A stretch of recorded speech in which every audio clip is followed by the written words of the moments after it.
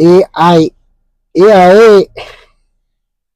दादा कोंडकेच्या पिक्चरची आठवण येत असेल ना. ए आहे ते म्हणाल हे काय नवीन मध्येच आणलंय. आणि सध्या ए आयचा जमाना आहे. ए आय जळी स्थळी काष्टी पाषाणी सगळीकडे. न्यूजपेपर उघडलात ए आय बद्दल लेख असेल, युट्यूब वर गेलात ए आय चे व्हिडिओ असतील. तर थोडक्यात म्हणजे हे ए आय अजून आपण पूर्णपणे समजून घेतलेलं नाही, पण त्याचा वापर आपण करतोय. तुम्ही म्हणाल कसं? बघा, तुम्ही यूट्यूब चॅनल ओपन करा, तुम्हाला आवडणाऱ्या विषयाचे व्हिडिओ धडाधड धडाधड समोर येतील आणि तुम्ही ते बघत जाणार. म्हणजे तुमचा सगळा रेकॉर्ड ठेवला जातो. तुम्हाला काय आवडतं, तुम्ही काय बघता, आणि तेच तुम्हाला प्रक्षेपित केलं जातं तुमच्या समोर आणि तेच तुम्ही बघता. तुम्ही म्हणाल मग ह्याच्यात वाईट काय? चांगलंच तर आहे. हा, ए आयचे तर चांगले फायदे आहेतच, पण वाईट फायदे ना तुमच्या समोर अजून वाईट गोष्टी आलेल्या नाहीयेत.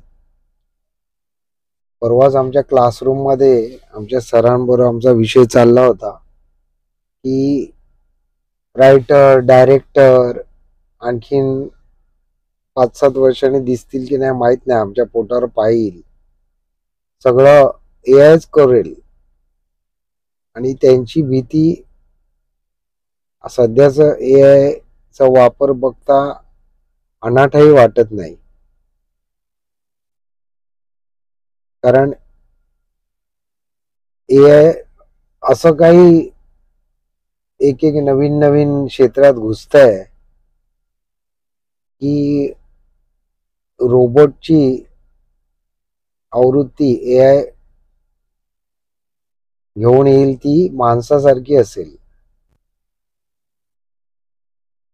अजूनही स्पष्ट करून सांगतो तुम्हाला, सध्या आपण ऑनलाईन वेब पोर्टल वरून पुस्तकं जर समजा मागवायला गेलो, अनेक बेस्ट सेलर पुस्तकं आपल्याला दिसतात.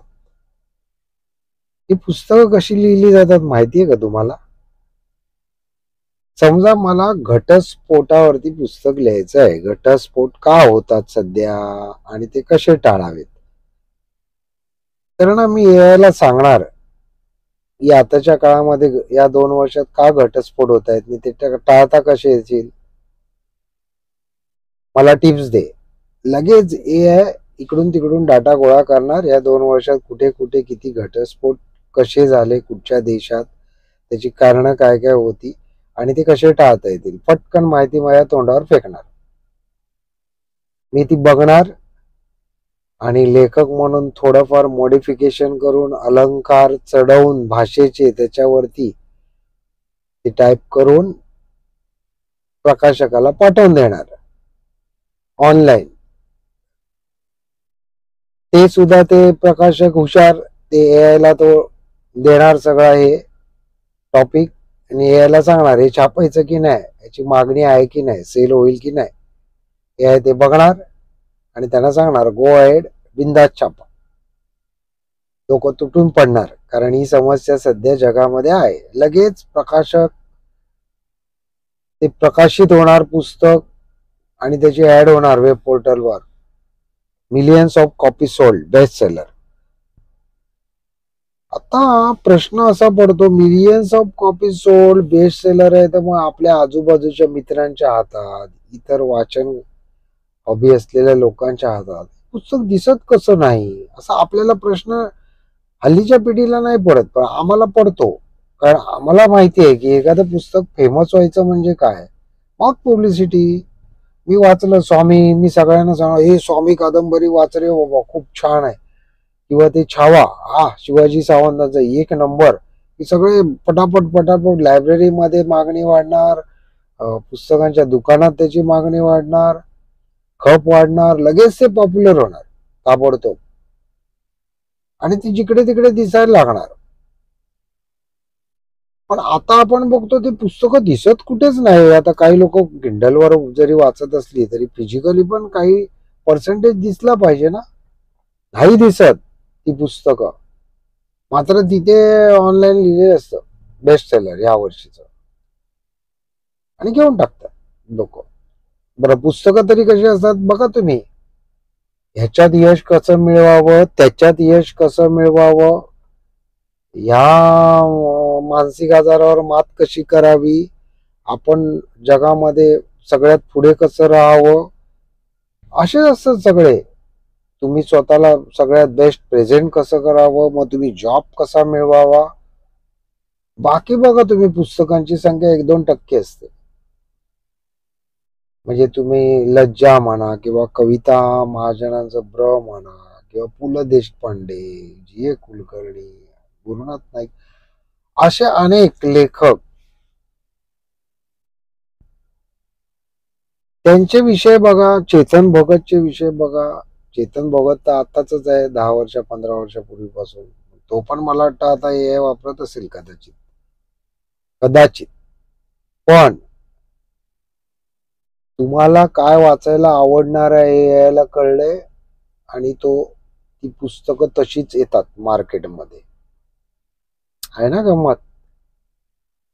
मी तर तुम्हाला असं सांगतो ना, पुढे जाऊन हे वेडिंग साईट आहेत ना आणि डेटिंग साईट, हे सुद्धा एआयच वापरणार.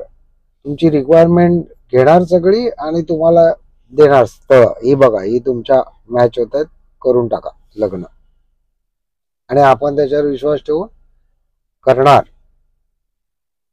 इव्हन मला तर भीती वाटते, आणखीन एक 5-7 वर्षात नवरा टाईप करेल एआय वरती, हनीमूनला जाऊ की नको, किंवा बायको टाईप करणार एआय वरती, आज माझ्या पार्टनरचा मूड चांगला आहे की नाही रोमॅन्स साठी, आणि एआय उत्तर देणार यस किंवा मग नो. एवढं तुमच्या आयुष्यात भविष्यामध्ये एआय गोंधळ घालणार आहे. किंबहुना तुम्ही काय खायचं काय प्यायचं पण तेच ठरवेल, की एखाद्या गोष्टीला फालतू वर चढवायचं, हे खा प्या, आणि एखादी घातक गोष्टीला नाही नाही हे खा, प्रोटीन आहे, चांगलं आहे, खा तुम्ही, असंही सांगू शकेल एआय. कारण एआय कोणतरी शेवटी हँडलच करत असणार. शेअर मार्केट पण वर आणणं खाली करणं हे पण एआय करणार भविष्यामध्ये.